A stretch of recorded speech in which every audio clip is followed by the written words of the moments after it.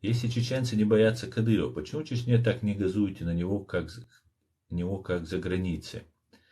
Ну, ты только что сейчас сказал неприятное слово, да, про Кадырова.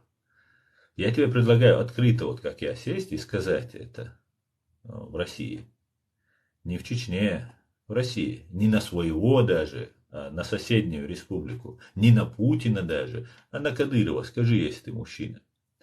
Почему задаете такие глупые вопросы? Вы понимаете, что мы потеряли 30% от своего народа. Мы пережили геноцид. Мы находимся в тотальном просто прессинге. Весь чеченский народ находится в заложниках. Откуда берутся вот такие люди, как ты, которые задают это? Ты так радуешься, там,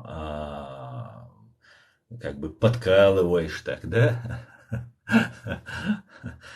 Я тебя поздравляю, ты черт.